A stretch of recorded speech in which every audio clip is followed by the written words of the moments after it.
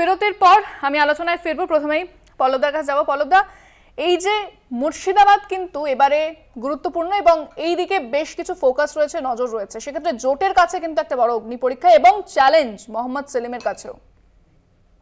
এটা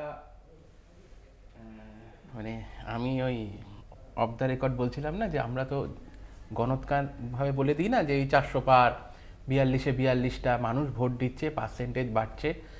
সেলিমদা রয়েছে, দেখতেই পাচ্ছেন কিরমভাবে, মানে বাংলায় তো সবটাই ভুয়ো, সেখানে শিক্ষক ভুয়ো, ছাত্রছাত্রী ভুয়ো, এখন এজেন্ট ভুয়ো, আমরা অফিসার দেখেছি কোভিডকালে ভুয়ো, পুরো ভুয়োতে ভরে গেছে।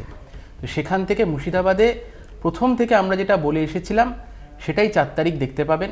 সে অনেকে এখন অনেক কথা, অনেক পার্সেন্টেজ, অনেক কিছু বলবে। আজকে যে 4টে জায়গায় ইলেকশন হচ্ছে, 4টে জায়গায় জোটের রেজাল্ট ভালো হবে, এইটুকু আমি এখানে বসে বলে গেলাম। 4 তারিখ আমি না থাকি, আমার কোনো প্রতিনিধি তো নিশ্চয়ই থাকবে এবং আপনারাও দেখতে পাবেন যে মানুষ, কারণ বিজেপি বা তৃণমূল এই কিছুক্ষণ আগে দেখছিলাম যেভাবে মানুষের কাছে, মানুষকে যেভাবে যতটা পৌঁছানো, যেখানে দুর্নীতি চারদিকে ভর্তি, তো সেই জায়গা থেকে মোহাম্মদ সেলিম চেষ্টা করেছেন একদমভাবে মানুষের কাছে, যেভাবে বামেরা প্রচার করে, মানুষের ঘরে ঘরে গিয়ে যেভাবে প্রচার করা উচিত ঠিক সেইভাবেই প্রচার করে সত্যি ময়দানে আছে। কোথাও তৃণমূল বিজেপি বাইনারির মধ্যে তারা হারিয়ে যাচ্ছে না।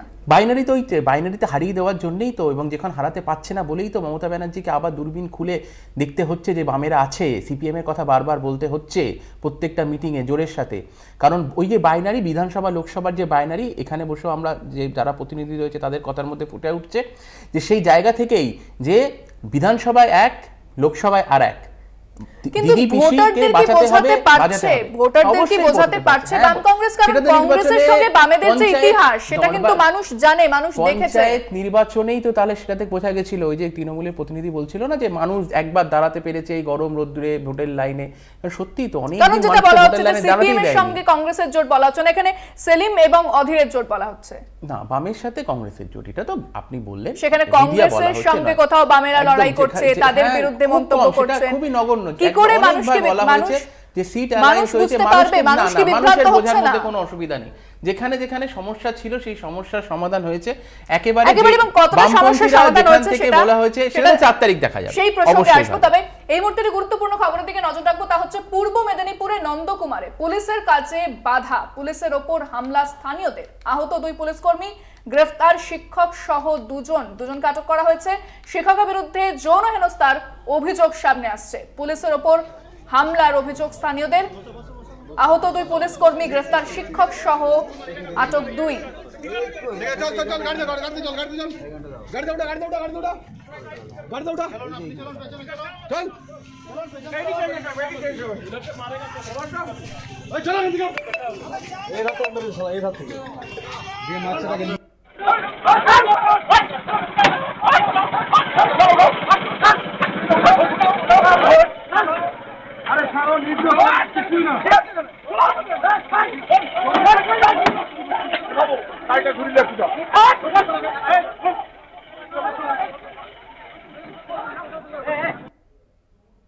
বিস্তারিত কথা বলবো, ফোনে রয়েছেন প্রতিনিধি সৌমজিৎ চ্যাটার্জি। সৌমজিৎ, কি অভিযোগ সামনে আসছে?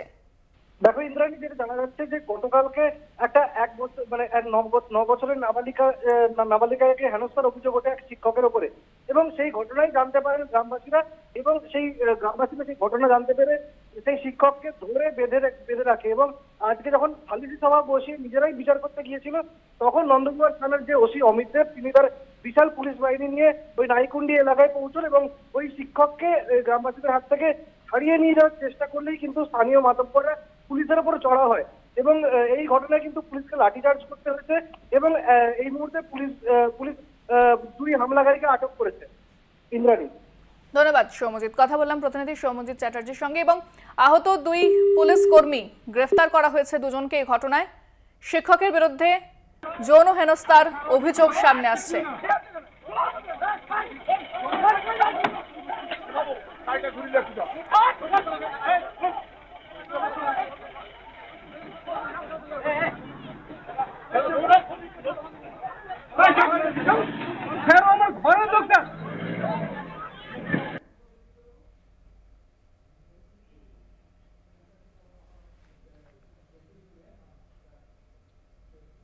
আমি আবার আলোচনায় ফিরবো। পল্লবদা, যে কথাটা বলছিলাম যে বাম কংগ্রেস, বামেদের যে প্রচার, কংগ্রেসের যে প্রচার, বামেরা যে পথে হাঁটছে, কংগ্রেস যে পথে হাঁটছে, কোথাও কি মানুষ বিভ্রান্ত হচ্ছে না? মানুষ কি আপনারা মানুষকে বোঝাতে পেরেছেন? মানুষ বিভ্রান্ত আর হচ্ছে না, কারণ বাংলার দিকে তো মানুষ বুঝতে পারছে।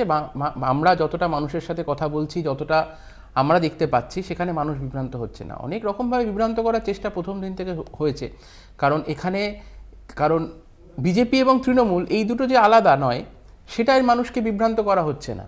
কিন্তু বাম কংগ্রেস যে এক, এটাকে বিভ্রান্ত করা হচ্ছে। এটা বিভ্রান্ত করার কোনো জায়গাই নেই। কেন বিভ্রান্ত হবে? প্রথম থেকে আমরা ইন্ডিয়া জোটে ছিলাম, সেখানেও কথা বলা হয়েছে। আমরা চেয়েছি দিল্লিতে বিজেপির সরকার, বিজেপি আমাদের মূল শত্রু, পশ্চিমবঙ্গের তৃণমূল আমাদের মূল শত্রু, তার সাথে বিজেপি এক, এই উদাহরণ প্রচুর রয়েছে। তৃণমূল মূল শত্রু, অথচ রাহুল গান্ধী বলছেন যে মমতা বন্দ্যোপাধ্যায়ের সঙ্গে ভালো সম্পর্ক রয়েছে। ভালো সম্পর্কের সাথে কোথায় ইন্ডিয়া জোটে কি তৃণমূল রয়েছে? তারা, আমরা প্রথম দিন থেকে বলেছিলাম ওরা বেরিয়ে আসবে।